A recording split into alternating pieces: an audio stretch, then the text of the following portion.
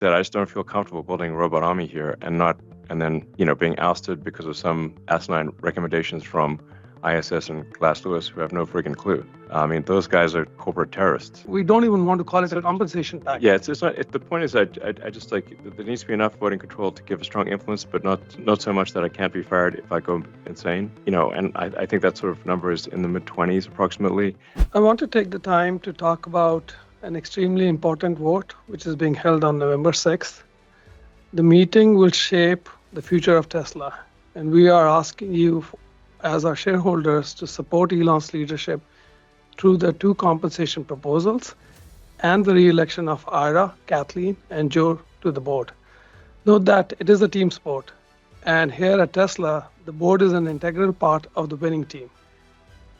Shareholders are at the center of everything we do at Tesla, and our special committee has laid out a compensation package. Like Elon said, we don't even want to call it a compensation package. Yeah, it's not. The point is, I just like there needs to be enough voting control to give a strong influence, but not so much that I can't be fired if I go insane. And I think that sort of number is in the mid-20s approximately. As a company that has already gone public, we've investigated every possible way to how do you achieve increased voting control without is there some way to have like a super voting stock? But there really isn't. There is no way to have a super voting stock after you've gone public. But for example, Google, Meta, many other companies have this, but they had it before they went public, and so it sort of gets, I guess, grandfathered in. Tesla does not have that, so it's just. Like I said, I just don't feel comfortable building a robot army here and then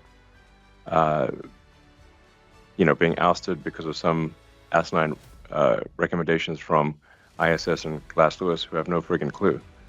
I mean, those guys are corporate terrorists. And the problem, so let me explain the core problem here is that so many of the index funds, the passive funds, vote along the lines of whatever Glass Lewis and ISS recommend. Now, they've made many terrible recommendations in the past that, if those recommendations had been followed, would have been extremely destructive to the future of the company. But if you've got passive funds that essentially defer responsibility for the vote to Glass Lewis and ISS, then you can have extremely disastrous consequences for a publicly traded company if too much of the publicly traded company is controlled by index funds. It's de facto controlled by Glass Lewis and ISS.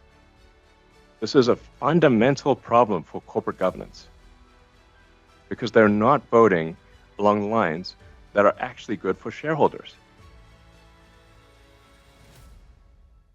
That's the big issue. I mean, that's what it comes down to. ISS, Glass Lewis, corporate terrorism. Yeah, and I would say, the special committee did an amazing job in constructing this plan for the benefit of the shareholders. There's nothing which gets passed on till the time shareholders make substantial returns. So that's why, in the end, I would urge you to not only vote on the plan, but also vote on all the three directors because of their exceptional knowledge and experience.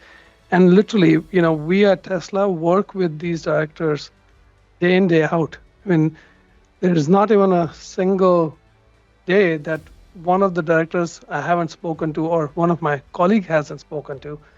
And even the directors out here are not just reading out of, PowerPoint presentations. They're actually working with us day in, day out. So again, I just urge you guys as shareholders to vote along the board's recommendation. Thank you, guys.